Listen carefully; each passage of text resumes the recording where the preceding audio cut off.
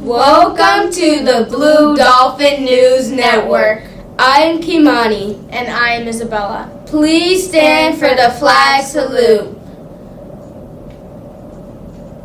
Ready, begin. I pledge allegiance to the flag of the United States of America and to the republic for which it stands, one nation, under God, indivisible, with liberty and justice for all. Birthday celebrations.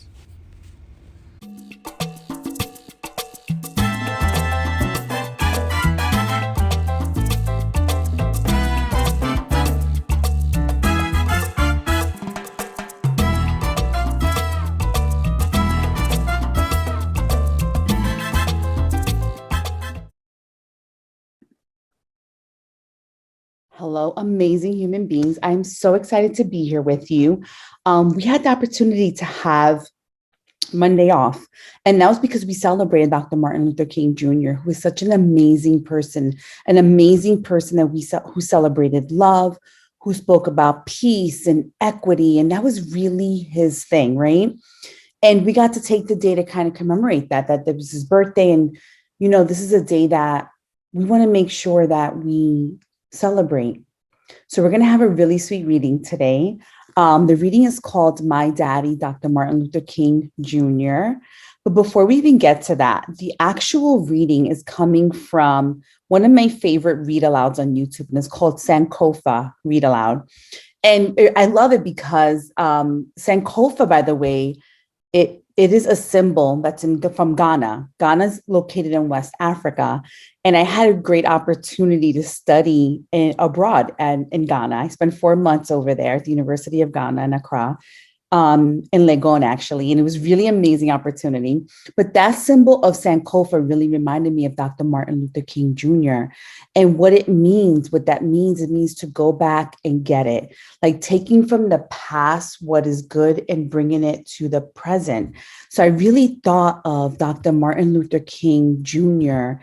and how being able to talk about him now, being able to celebrate him or learn about him in school, right, really is symbolic of the Sankofa, almost like learning about what happened in the past and bringing it into the present, never forgetting what happened in the past, but knowing that in the present, we're going to be moving forward in a way that's about the way he wanted it, which was through love and through kindness.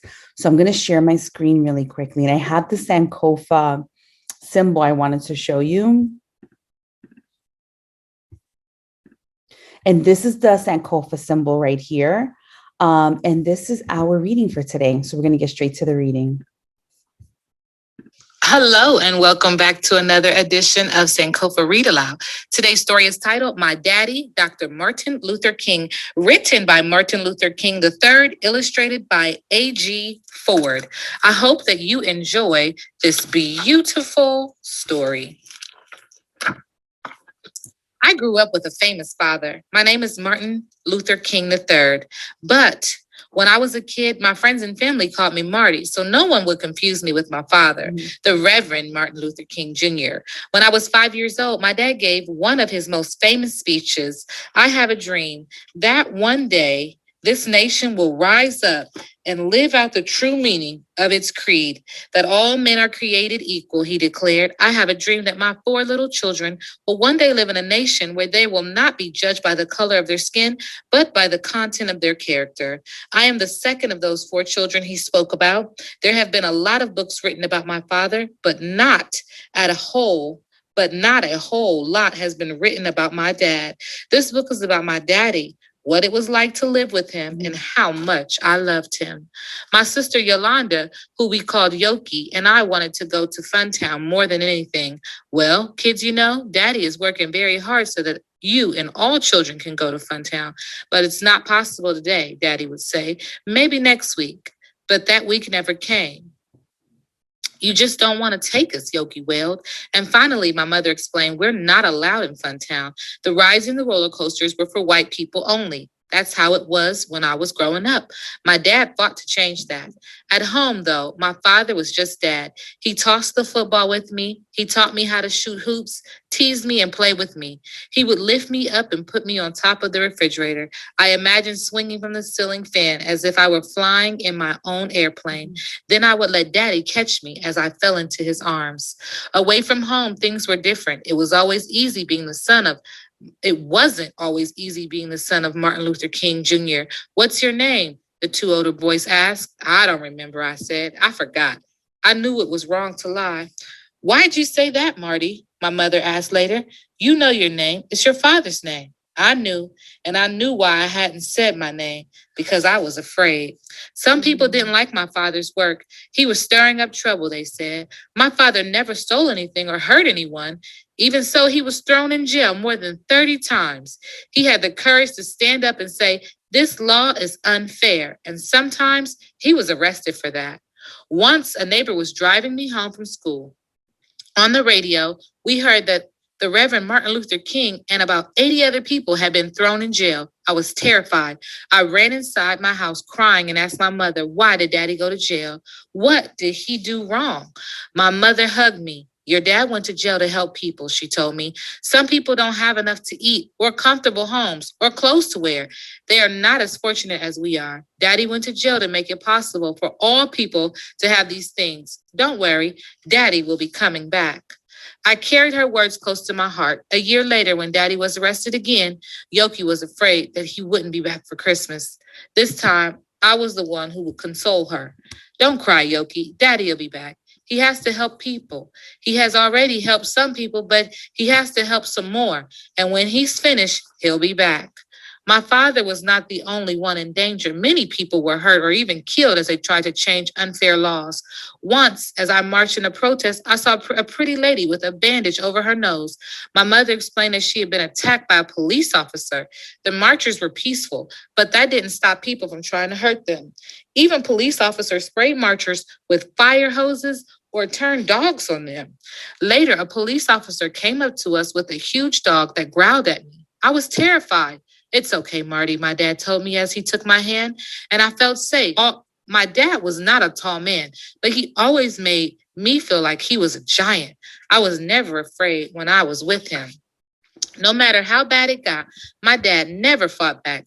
We must meet violence with nonviolence. We must meet hate with love. He always said. Nonviolence wasn't just for marchers and protests. It was for home as well. One Christmas, my brother Dexter and I got toy guns for presents. Most of the other boys in the neighborhood play with guns, and we wanted to be just like them. But we knew that guns were strong.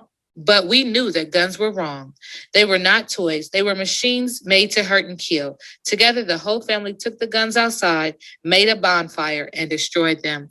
That night, as my brother and I watched our gifts burn, we believed we were destroying all the hate in the world. One bonfire couldn't fix everything, but some things were getting better, like the law that kept Black and white children from going to the same school. When I was in the 3rd grade, that law was finally changed. My mother told Yoki and me that we'd be going to a new school in September. I didn't want to be the new kid who sat alone. Yoki felt the same way. We don't want to go, we complained. We don't want to be the only Black kids at the school. My mother said she'd see what she could do. That day before school started, we found out that our 3 friends, the Abernathys, would be going with us to Spring Street School. I was glad to have my friends and my sister with me because when we got to the school, there were flash bulbs going off and TV cameras everywhere. Why did reporters want to talk to us? We were just kids going to school like everyone else. We were each in different classrooms. It was strange to be the only Black kid in my class.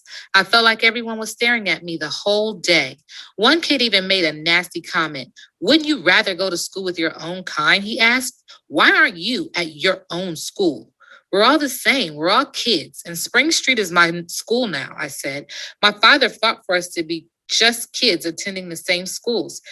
It was what he meant when he said he dreamed of his children being judged by the content of their character, not by the color of our skin. That is such a great story. And I love that it came from the perspective of Dr. Martin Luther King Jr.'s son, right? That was such a great story. And I also want to talk to you about this week is we're celebrating something called No Name Calling Week. And it really, again, is a great example of how Dr. Martin Luther King wanted us to make sure that we spread the language of love, right? That when we speak to each other, it's not about name calling. It's not about how people identify or not making people ever feel uncomfortable, right? It's about making sure that we are spreading words of kindness, that we are being kind, friendly to each other, that we're speaking to everyone, right? And I love it when I see kids purposely making sure that they're making people feel comfortable or a classmate feel comfortable, right? Because you would always want that to be the way you would want to be treated as well. So make sure you spend today doing that, treating people the way you would want to be treating people with love and kindness. Having a super amazing day.